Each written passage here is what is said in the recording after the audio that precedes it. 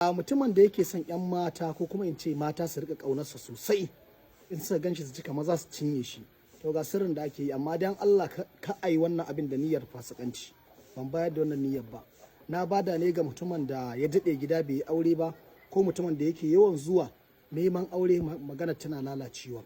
To in kai wannan alfarman annabi magana za ta zauna, kuma sannan ko waɗanda ma ɗin mata sai ka za su rika jin suna ƙaunarka sosai a cikin zuciyarsu. Kuma sirrin bai da wahala, kawai ka je inda ake sai da kayan ganye na magani, ka ce a baka kafin malam, a baka rimin samari, a baka farar biya rana, wannan ukun su zaka sau ka hada ka daka su, sai ka sawo turare ko ma wani irin kala ne, amma ni da bintu sudan nake bayarwa.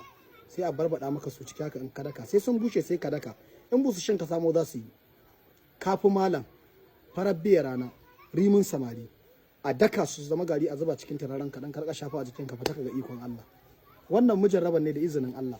Sai na biyu kuma mutumin da yake so mata shi ta yi yaji, ta ko tana yawan yaji baya son take yi, a je a nemi sawu na barbarta, ita ke ce masabara, a ɗebo su a samu roba ka daddatsa ka zuba su cikin robai, ka buɗe bakin robai ka ce bismillahir rahmanir rahim, wance ka kira sunanta ka tofa a ciki ka maida ka ɗaure, kai gina a cikin gidan ka binne ko kuma a wani guri inda ba za a tone ba, ka ce na kafe wance Allah ka zauna da ita a cikin gidana, albarkacin manzon Allah ba za ta ƙara yin yaji ba, in Allah da komai kai mata tana gidan ba za ta iya fita ba.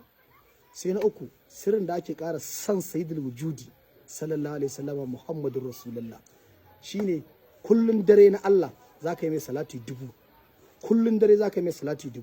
Sirri ne wanda dauke da abu uku. Na farko wallahi ba za ka yi talauci ba, na biyu zaka rika ganin manzon Allah, na uku kuma Allah zai ƙara ma san manzon Allah a cikin zuciyarka. Wannan shine sirrin yi wa annabi salati. Ine ma kowa fatan alkhairi. Allah ya bamu da mai gida sallallahu alaihi wasallama, daga almajirinku halifan fada jibi a cikin Najeriya.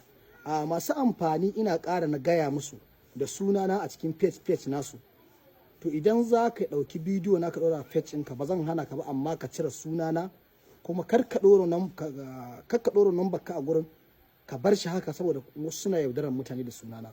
Ko yau an kawo min complete, Malam Abubakar ya gaya min kuma ya kunna min da kaina naji wani mutum ya yaudaro ta mata da sunana, kuma ba ni bane ba. Ku rika lura da kyau, ku duba ku gani, lamba ta ne 090 ce 36886757. in dai ka kira wannan nan baka same ta aka shirye zama gaskiya ba ni bane, call forwarding take. Especially lambobi na suna cikin call forward, dan haka sai a kiyaye da haka. Ina ma kowa fatan alkhairi. Idan kuma ka rubuta sunana a cikin Facebook zaka samu abubuwan da nake bada na alkhairi, a cikin YouTube ma akwai.